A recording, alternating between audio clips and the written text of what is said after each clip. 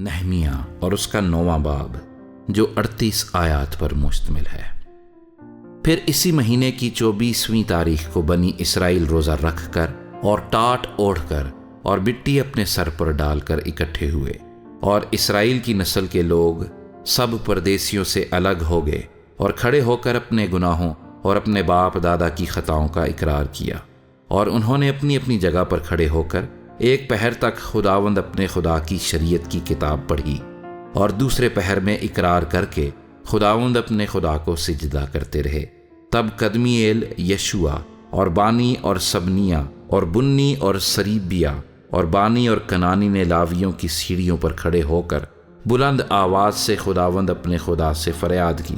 پھر یشوع اور قدمییل اور بانی اور حسبنیہ اور سریبیہ اور ہودیہ اور سبنیہ اور فتیہ لاویوں نے کہا، کھڑے ہو جاؤ اور کہو، خداوند ہمارا خدا ازل سے ابد تک مبارک ہے، تیرا جلالی نام مبارک ہو جو سب حمد و تعریف سے بالا ہے۔ تو ہی اکیلا خداوند ہے، تو نے آسمان اور آسمانوں کے آسمان کو اور ان کے سارے لشکر کو اور زمین کو اور جو کچھ اس پر ہے اور سمندروں کو اور جو کچھ ان میں ہے بنایا، اور تو ان سبھوں کا پروردگار ہے،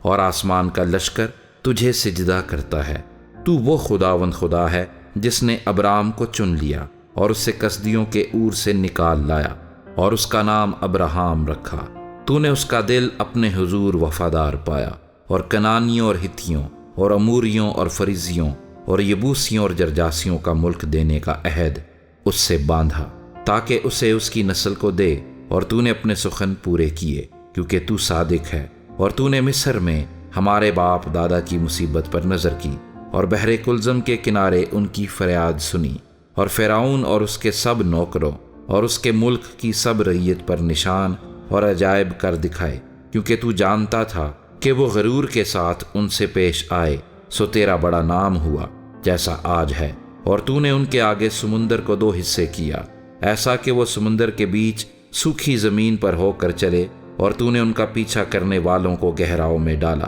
جیسا پتھر سمندر میں پھینکا جاتا ہے۔ اور تو نے دن کو بادل کے ستون میں ہو کر ان کی رہنمائی کی، اور رات کو آگ کے ستون میں، تاکہ جس راستے ان کو چلنا تھا اس میں ان کو روشنی ملے۔ اور تو کوہ سینا پر اتر آیا، اور تو نے آسمان پر سے ان کے ساتھ باتیں کیں، اور راست احکام اور سچے قانون اور اچھے آئین و فرمان ان کو دیے، اور ان کو اپنے مقدس سبت سے واقف کیا، اور اپنے بندے موسیٰ کی معرفت ان کو احکام اور آئین اور شریعت دی۔ اور تو نے ان کی بھوک مٹانے کو آسمان پر سے روٹی دی، اور ان کی پیاس بجھانے کو چٹان میں سے ان کے لیے پانی نکالا، اور ان کو فرمایا کہ وہ جا کر اس ملک پر قبضہ کریں جس کو ان کو دینے کی تو نے قسم کھائی تھی۔ لیکن انہوں نے اور ہمارے باپ دادا نے گھمنڈ کیا اور گردن کش بنے، اور تیرے حکموں کو نہ مانا اور فرما برداری سے انکار کیا، اور تیرے عجائب کو جو تو نے ان کے درمیان کیے یاد نہ رکھا، بلکہ گردن کش بنے اور اپنی بغاوت میں اپنے لیے ایک سردار مقرر کیا، تاکہ اپنی غلامی کی طرف لوٹ جائیں۔ پر تو وہ خدا ہے جو رحیم و کریم، معاف کرنے کو تیار اور قہر کرنے میں دھیما اور شفقت میں غنی ہے۔ سو تو نے ان کو ترک نہ کیا، پر جب انہوں نے اپنے لیے ڈھالا ہوا بچھڑا بنا کر کہا، یہ تیرا خدا ہے جو تجھے ملک مصر سے نکال لایا، اور یوں غصہ دلانے کے بڑے بڑے کام کیے، تو بھی تو نے اپنی گوناگون رحمتوں سے ان کو بیابان میں چھوڑ نہ دیا۔ دن کو بادل کا ستون ان کے اوپر سے دور نہ ہوا، تاکہ راستے میں ان کی رہنمائی کرے، اور نہ رات کو آگ کا ستون دور ہوا، تاکہ وہ ان کو روشنی اور وہ راستہ دکھائے جس سے ان کو چلنا تھا۔ اور تو نے اپنی نیک روح بھی ان کی تربیت کے لیے بخشی، اور من کو ان کے منہ سے نہ روکا، اور ان کو پیاس بجھانے کو پانی دیا۔ 40 برس تک تو بیابان میں ان کی پرورش کرتا رہا، وہ کسی چیز کے محتاج نہ ہوئے، نہ تو ان کے کپڑے پرانے ہوئے اور نہ ان کے پاؤں سوجے۔ اس کے سوا تو نے ان کو مملکتیں اور امتیں بخشیں، جن کو تو نے ان کے حصوں کے مطابق ان کو بانٹ دیا۔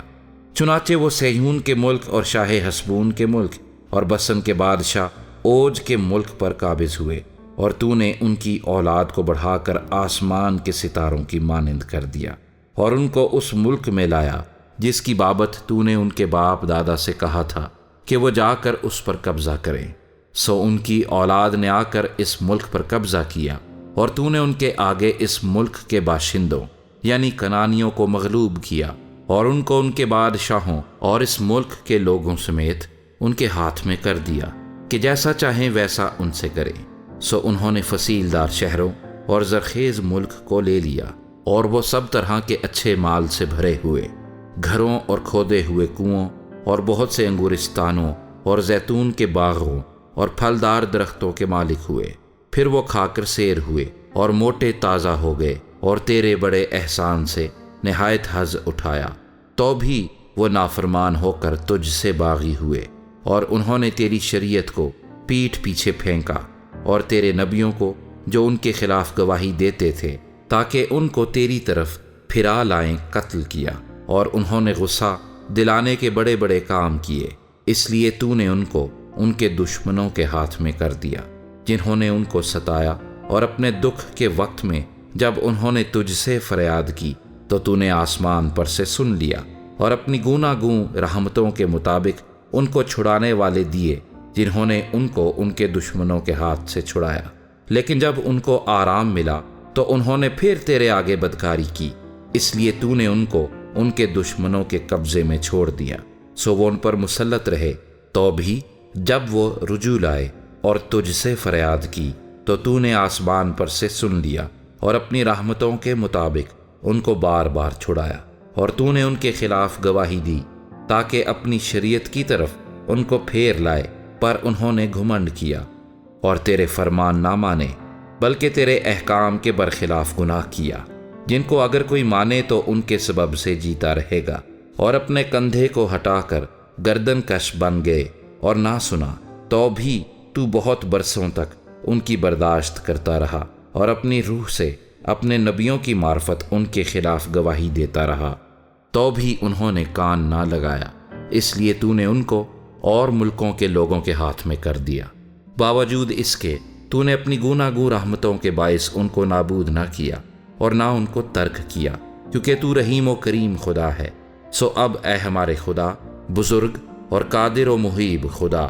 جو عہد و رحمت کو قائم رکھتا ہے، وہ دکھ جو ہم پر اور ہمارے بادشاہوں پر اور ہمارے سرداروں اور ہمارے کاہنوں پر اور ہمارے نبیوں اور ہمارے باپ دادا پر اور تیرے سب لوگوں پر اسور کے بادشاہوں کے زمانے سے آج تک پڑا ہے، سو تیرے حضور ہلکا نہ معلوم ہو، تو بھی جو کچھ ہم پر آیا ہے اس سب میں تو عادل ہے، کیونکہ تو سچائی سے پیش آیا، پر ہم نے شرارت کی، اور ہمارے بادشاہوں اور سرداروں اور ہمارے کاہنوں اور باپ دادا نے نہ تو تیری شریعت پر عمل کیا اور نہ تیرے احکام اور شہادتوں کو مانا، جن سے تو ان کے خلاف گواہی دیتا رہا، کیونکہ انہوں نے اپنی مملکت میں اور تیرے بڑے احسان کے وقت جو تو نے ان پر کیا، اور اس وسیع اور زرخیز ملک میں جو تو نے ان کے حوالے کر دیا، تیری عبادت نہ کی، اور نہ وہ اپنی بدکاریوں سے باز آئے۔ دیکھ آج ہم غلام ہیں، بلکہ اسی ملک میں جو تو نے ہمارے باپ دادا کو دیا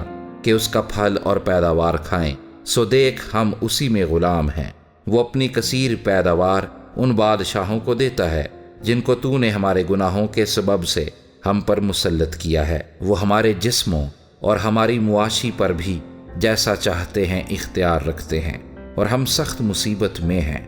ان سب باتوں کے سبب سے ہم سچا عہد کرتے اور لکھ بھی دیتے ہیں، اور ہمارے عمرہ اور ہمارے لاوی اور ہمارے کاہن اس پر مہر کرتے ہیں۔